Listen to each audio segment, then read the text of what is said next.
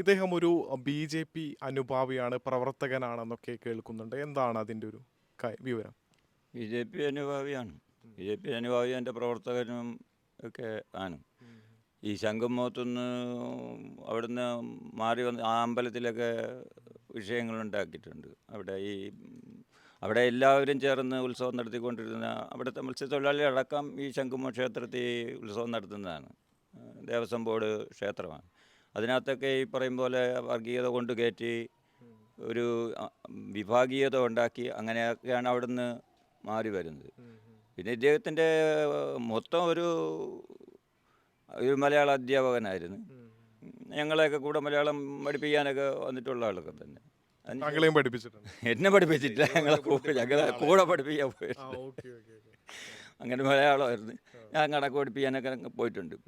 അതിനുശേഷമാണ് മുട്ട ബിസിനസ് ആയിട്ടൊരു ജീപ്പൊക്കെ ആയിട്ട് മുട്ട ബിസിനസ് അത് നല്ല രൂപത്തിൽ നടന്നതാണ്. ഒരു സൈക്കിളിലാണ് ആദ്യം.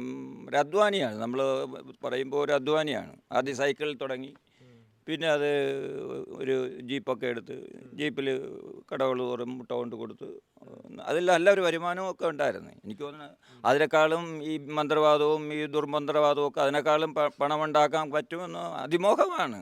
അല്ലെങ്കിൽ ഞാൻ നേരത്തെ പറഞ്ഞില്ല, നല്ലൊരു അധ്വാനിയാണ്. മുട്ട ബിസിനസ്സിലൂടെ നല്ലൊരു വരുമാനം ഉണ്ടാക്കി അടിക്കടിയായിട്ട് ഉയർന്നു വന്നതാണ്. പക്ഷേ പെട്ടെന്നാണ് അതൊക്കെ മാറ്റി ഈ മന്ത്രവാദവും ദുർമന്ത്രവാദവും. മന്ത്രവാദം പഠിച്ചിട്ടുണ്ടോയെന്നും നമുക്കറിഞ്ഞൂടാ.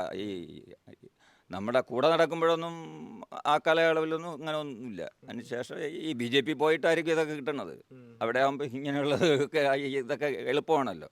ഇതിനൊക്കെ സംരക്ഷണവും ഉണ്ട്. ഈ ശംഖുമുഖത്ത് ഒരു വർഗീയ സംഘർഷം ഉണ്ടാക്കാൻ ശ്രമിച്ചിരുന്നു. അതിൻ്റെ ഭാഗത്ത് ഒരുപാട് പ്രശ്നങ്ങൾ ഉണ്ടായിരുന്നു. തുടർന്ന് കരിക്കകത്തെത്തിയ സമയത്തും സമാനമായിട്ടുള്ള പല സംഭവങ്ങളും ഉണ്ടായിരുന്നു. അങ്ങനെ ആസൂത്രിതമായിട്ട് വർഗീയ സംഘർഷം ഉണ്ടാക്കാൻ അദ്ദേഹം ശ്രമിച്ചിരുന്നു. അങ്ങനെ ഇതുള്ള ആളാണ്. ആ രീതിയിൽ തന്നെ നാട്ടുകാർക്ക് ആക്ഷേപമുണ്ട് അദ്ദേഹത്തിന്. വണ്ടി ഈ RSSകാർക്ക് അടി കൂടാൻ പോകാനായിട്ട് കൊടുക്കുമായിരുന്നു. അപ്പോൾ അങ്ങനെ ചാക്കയിൽ ഒരു സംഘർഷമുണ്ട്. ഇയാളെ വണ്ടിയൊക്കെ അടിച്ച് പൊട്ടിച്ച് അങ്ങനെ ഒരു കേസ് ഉണ്ടായിട്ടുണ്ട്.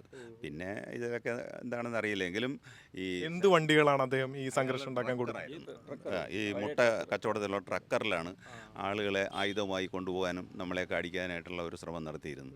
അത് തിരിച്ചറിയും പ്രതികരിക്കുകയൊക്കെ ചെയ്തപ്പോൾ പിന്നെ അതങ്ങ് നിർത്തി. പക്ഷേ എങ്കിലും ഇയാൾ സജീവ BJP പ്രവർത്തകനാണ്. ഇടപെട്ട സാഹചര്യത്തിലാണ് ആ ഒരു കാര്യങ്ങളിൽ നിന്നൊക്കെ അദ്ദേഹം പിൻവാങ്ങി. ഈ സംഘർഷ അവസ്ഥയിൽ നിന്നൊരു ചെറിയ അയവ് വന്നത് അങ്ങനെയാണ്.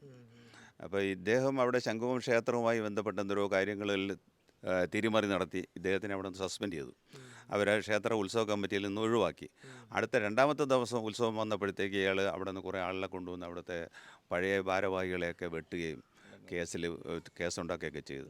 അങ്ങനെയാണ് ഇദ്ദേഹം അവിടെ നിന്ന് ശംഖുമുഖത്ത് നിന്ന് ഒഴിവായത്. അങ്ങനെ ഈ തൻ്റെ കയ്യിലിരിക്കുന്ന ഏതെങ്കിലും ഒരു അധികാരം നഷ്ടപ്പെട്ടാൽ പ്രതികരിക്കുന്ന രീതി ഇതാണ്, ആയുധം കൊണ്ടാണ്. അങ്ങനെ ഒരു സ്വഭാവക്കാരനായിരുന്നു.